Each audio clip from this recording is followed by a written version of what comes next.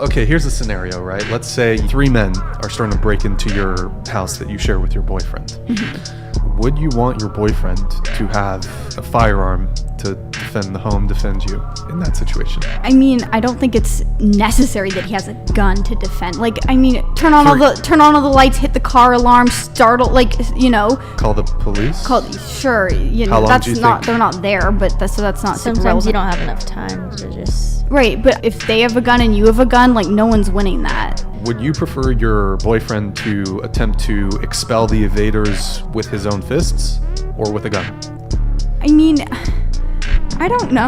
I don't know. Let's say you have kids too. You can choose any weapon for your boyfriend. It could be a fucking It trebuchet. doesn't, the weapon doesn't matter. It's a weapon, a gun versus a giant knife. I mean, it's... Haven't you seen those like action movie scenes where like the guy comes out like wielding all these knives and then they just shoot him? Another in the series I like to call You Won't Hear It in the Mainstream Media, but there are serious undertones of political and social issues that this story exposes.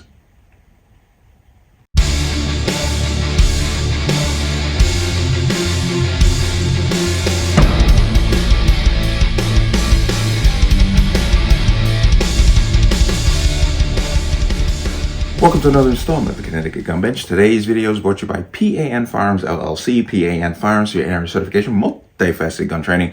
You can reach us at 203-300-6343 or use our website at www.panfirearmsllc.com.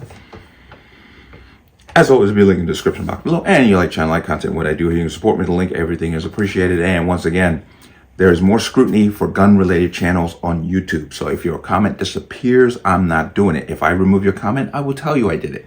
So just realize that this is happening and adjust accordingly.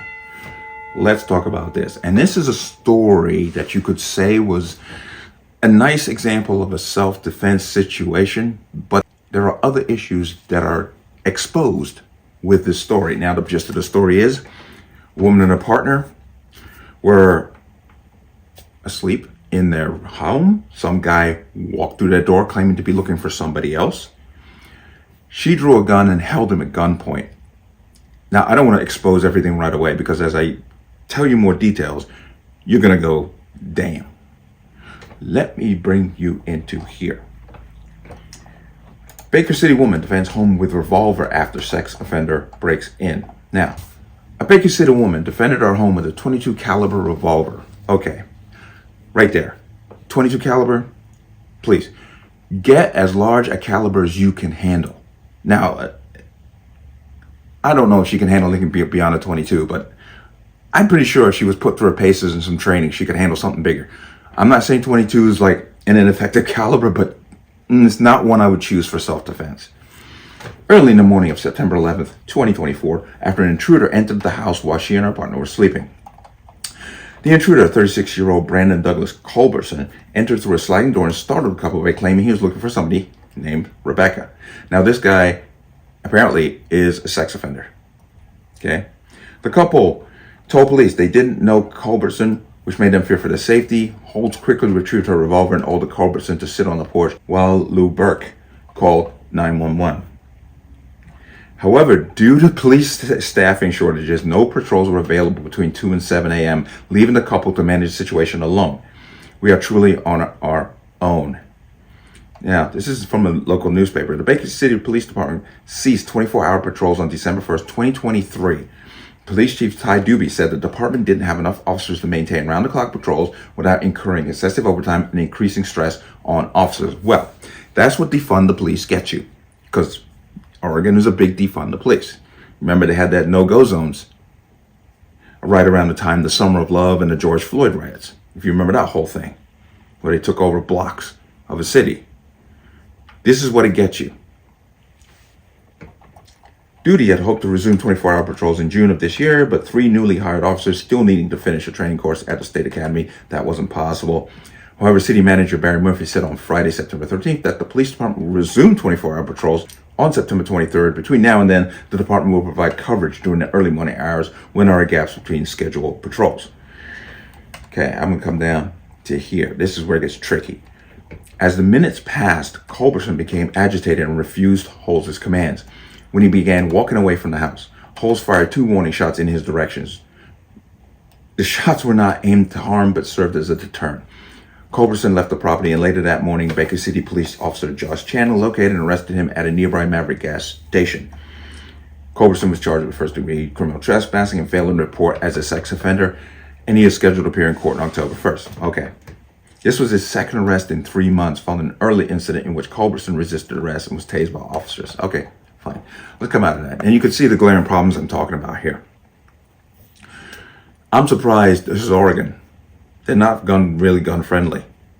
I'm surprised that they didn't try to come after her for discharging a firearm in a public place, because the guy technically was not a threat. He was walking away.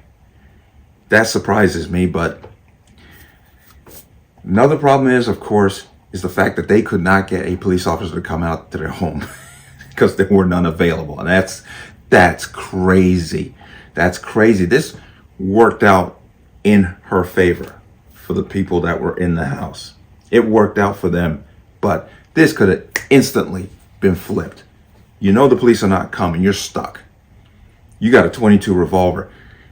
I don't know. I think if this guy had rushed her, he could have easily overpowered her, because a .22 is not really that effective. She would have to get a really serious flesh shot. I'm talking about like eyeball.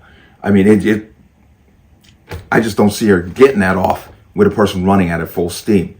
But it worked out in the end, and it is a good story. But I would suggest to this woman, 1, go get yourself a larger caliber firearm. Just might train with it, learn how to use it. 2, you need to look at the politics of not only your city, but your state, because the lack of police officers is directly due to your leadership. And Oregon is, well, technically it's a blue state. It's a blue state, and they have a lot of progressives. This is what it gets you. Maybe you want to rethink who you vote for. Just saying. But as I said, all in all, it was a good story, but this could have turned ugly very quickly because there were too many factors that were not working out in this couple's favor in this incident. Caliber of the gun, fact you couldn't get no police out there, and the fact that this guy basically walked off. He could have just taken off on you. You could just turn around and attacked him. But it worked out. Thank God. It worked out. But let me know what you think. As always, you can leave your comments in the comment section below. And as always, any statements of violence or statements that lead to violence will be removed. Please like, share, comment, subscribe. Don't forget to hit that notification bell so you're notified the next time a video goes live. I'm going to see you on the next one. Peace.